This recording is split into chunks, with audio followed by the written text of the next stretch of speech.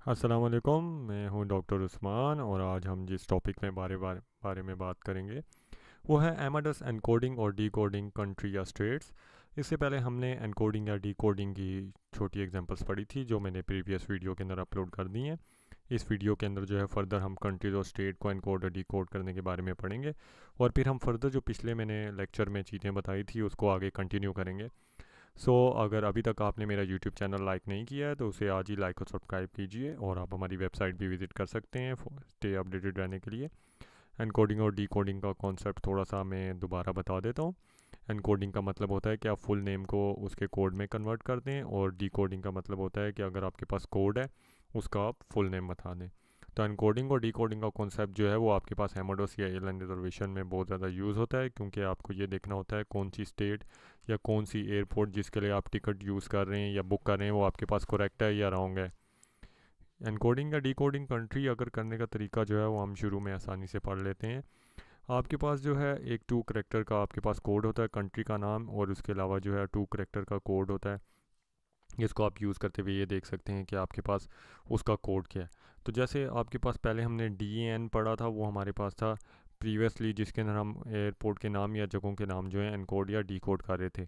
इसके अंदर जैसा कि यहाँ पे गिवन है DC जापान और DC JP। अगर आप DC जापान लिखेंगे इसका मतलब जो है आप एनकोडिंग यूज़ कर रहे हैं, वो आपको कोड बता देगा JP। और अगर आप DC JP लिखेंगे तो आपके पास आप कर रहे हैं डीकोडिंग कर रहे हैं, वो आपको ये बता देगा कि इसका आपके पास कोड क्या है, फुल नेम क्या है।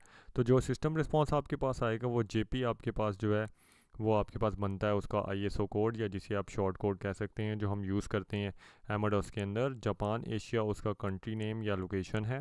TC3 जो है उसका आयाटा ट्रैफिक कॉन्फ्रेंस एरिया है, जिसके अंदर वो आपके पास यूज़ हो रहा है या जो एयरपोर्ट की सर्टिफिकेशन आ जाती है। जो JPY जापानीज़ येन है वो करेंसी भी आपको साथ बता देगा, और लोकल या इंटरनेशनल पब्लिश जो है वो उसकी एयरपोर्ट की और जो करेंसी की जो पब्लिकेशन है वो आपको बता रहा है कि लोकली या इंटरनेशनली एक्सेप्ट होती है या नहीं होती। इसी तरीके से जब आप बात करते हैं डीकोडिंग प्रोविंस या स्टेट की या उसे एनकोड करना चाहते हैं तो आपके पास सिमिलर वही तरीका है जो हम पहले कर चुके हैं। DNS वाले को आप यूज़ करेंगे, स्टेट या प्रोविंस को आप डीकोड करने के लिए DNS फ्लोरिडा लिखेंगे तो सिस्टम आपको ये बताएगा USFL Florida United states of America, कि जो फ्लोरिडा है वो यूनाइटेड स्टेट्स ऑफ अमेरिका के अंदर है। और आपके पास जो है उसके बाद आपको वो पूरा का पूरा उसका कोड बता देगा।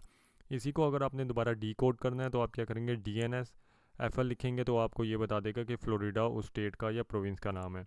इसके अंदर फर्दर आप ये भी देख सकते हैं कि आपके पास DNS USCA लिखेंगे तो आपके पास वो स्टेट या प्रोविंस जो है वो आपके पास डीकोड हो जाएगी। स्टेट CA का मतलब है कि आपके पास कैलिफोर्निया।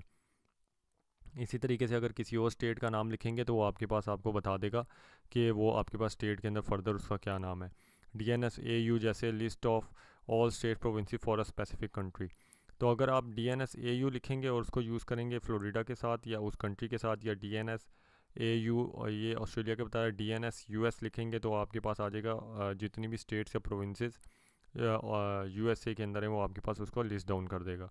तो ये बहुत इजी सा तरीका है जिसको आप यूज़ करते हुए आप अपनी कंफर्मेशन या श्योरिटी चेक कर सकते हैं कि आप जो चीज़ या टिकट बुक कर रहे हैं वो एक्चुअल उस स्टेट के अंदर है या नहीं।